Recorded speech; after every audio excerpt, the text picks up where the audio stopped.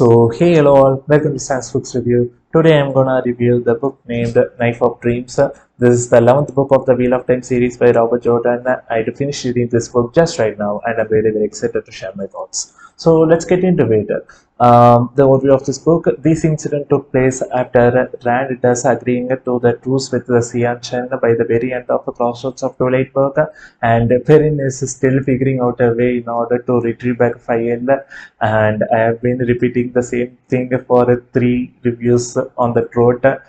But yeah, Igwin is being captured by Elida and she has been held as a prisoner in the White Tower, and she is trying to befriend all the Aes Sedais in the White Tower to take the control, and Elaine got a need to deal with the borderland issues, and she got a need to establish herself as a queen in Andorra, and Matt is protecting Tuan from all the assassination attempts which took place in the Order of High Road.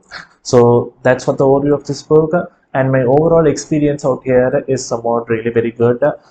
Comparing to the last four books, this book is somewhat really very awesome. But I don't think this would match the levels of the Dragon Reborn or the Shadow Rising or the Light of Chaos. So let me elaborate that on the spoiler-free review. So let's get into it. First of all, I got a need to start up with a particular chapter where all the Forsakens have been discussing among themselves, and finally they do came to a conclusion that they got a need to get rid of Matt and Perrin. These idiots have been there from the very start of the Eye of the World, and this has been book number 11. This is the time where they decided that they got a need to get rid of two of the most powerful taverns in the storyline. This conversation is somewhat utter foolish. What they are doing for all these times in the storyline, I can't able to come to the conclusion. So this makes their character even more stupid in the plot. So yeah, slightly disappointed with that one. And I do have seen an interview where Brandon Sanderson suggests that this is the penultimate book of the series in the eyes of Robert Jordan. But I need to be honest. Thankfully, Robert Jordan didn't finish the series. Uh, because this doesn't feel like a penultimate book at all, because there are a lot of Forsakens being underutilized, and a lot of the other storylines like Xian Chen and the White Cloaks are being on the middle of a plot, so they do need a lot of time in order to wrap up the storyline. But I don't know what Robert Jordan actually planned to write the final book of the series. Hopefully, Brandon Sanderson would do a nice job. I'm not a big fan of Robert Jordan writing up at this point, so yeah, nothing emotional for me. And speaking of this particular book, here all the plots and the character are really very active in the storyline. I do love the many aspects here. Final 3 to 4 books doesn't clearly define what's the purpose of each characters, but here we can able to understand what they want, so it is easier for me to follow them.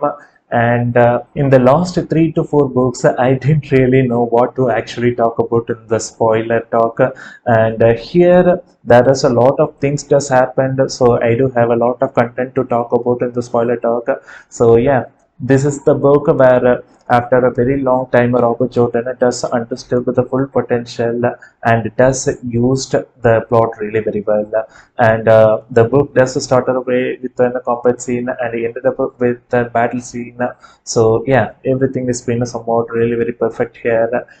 So yeah, that's all the spoiler-free review, and I would give a rating of 3 out of 5.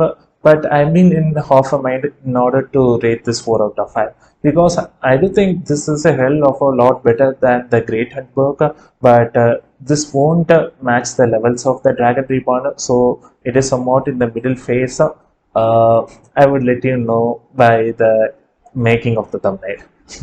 So yeah, if you have already read this book, you can continue watching this spoiler talk. So now let's get into that. First of all, I got a need to talk about the sea ancient and the white cloaks. The white cloaks finally guided into the path of light by Galad. He defeated Valda in the combat scene. That fight sequences is somewhat really very interesting to read. And he straight away took a good decision by not agreeing to the truce with the sea ancient.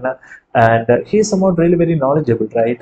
Because both Rand and Perrin just agreeing to the truce with sea ancient, a desperate move, but anyway, Galad is somewhat seems to be a knowledgeable person in this aspect. So, gotta need to wait and see how his characters are gonna be turned around in the future events of this book. And Tuan is going to lead the army of the Xianchen after this point. She does arrested Lady Suroth by the very end of this book. And it is somewhat really very interesting how Tuan is going to deal with the Semirag and the other Forsakens, because the Xianchen is been never been in the path of light whole throughout the series. So yeah, need to wait how the events is going to turn around. And got to need to discuss about the parents plot. He finally managed to find a way in order to retrieve back Fail. I will never forgive Robert Jordan for making his character somewhat really very weird to read. His weird obsession over Fail in the final four books of the series is somewhat degraded his character very much. So yeah, hope all this nonsense ends here, and gotta need to wait and see how Brandon Sanderson gotta need to deal with this character in the future events. And I never thought the Shadow Eagle is going to be any threat to the storyline. So the whole battle scene is somewhat it's awesome, but I didn't care about that much about. And Aaron turned up against Perrin in this battle scene as a somewhat really very interesting to read, and somewhat really very comedic to read how Galina's plot turned up by the very end of this book. This is somewhat a rare occurrence where I do laugh out loud in this plot line. And switching to Rand's plot line, Loyal and Eric, the marriage scene is somewhat really very heartwarming to read. So yeah, it is somewhat really very refreshing, and Rand just ruling all over the world by going through the gateway. Um, I do expect something more from Rand because he does have only one chapter in the Crossroads of Tourette book, right? So I do expect something more from Rand in this book, but we didn't able to get that. He straight away get into the trap with the Sianchan and able to easily pull away from that point. So yeah, I do expect something more from this storyline. So yeah. um, Next, I got a need to talk about Elaine's storyline.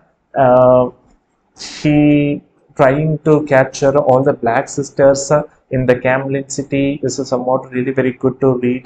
The battle scene took place by the very end, and Brigitte having a POV chapter where she does able to manage all the kin moments and the windfinders is somewhat really very good. And she somehow became a queen by the very end of this book. So hopefully she would be a good ruler of Andorra. Let's gotta need to wait and see. Her plot never interested me in any way. So gotta need to wait and see how her plot going to be turned around.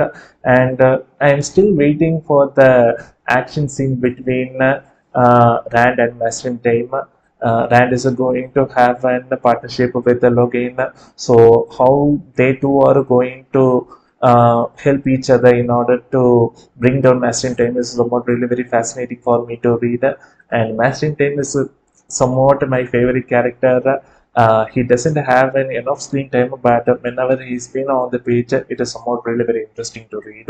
And Egwene is plotting out in the White Tower. It is somewhat really very childish to read. It is like playing hide and seek.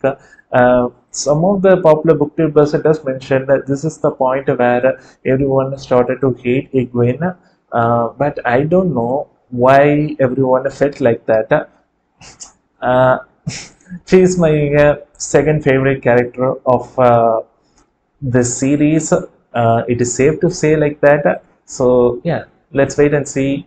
Matt and Tuan's relationship in the storyline is somewhat really very soothing to read. For me, the only other pair of characters which I do love to read is Rand and Min. After that, their chemistry does work out really very well. And first time I do feel I am reading somewhat a different Matt Cawthon. Yes, he been gone through a lot of things, blown the horn and taking the dagger from the Shadow Logoth. There's a lot happened with him, but every time when I do read him, I can able to see the same Two River boy been at the start of the storyline.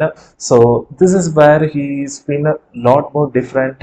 He's been looking like an army general and controlling all the armies in the war is a hell of a lot more different from what I have read in the previous 10 books. So yeah, Brandon Sanderson have an good stage been set up on. He can be able to write Matt's characters somewhat very good way. So let's wait and see. Overall, I do think this plot is a somewhat really very awesome. I'm really very impressed with Robert Jordan, to be honest. So that's all about this video. Hope you guys all enjoyed this. Do comment down your thoughts on the comment section. If I do made any flaws, do mention that. I will try to rectify that in the future events. So yeah, that's all about it. If you can able to check out my previous video, click down here. I will meet you soon with some other book reviews by the next week. So until then, tata bye bye. Happy reading to you all. Cheers.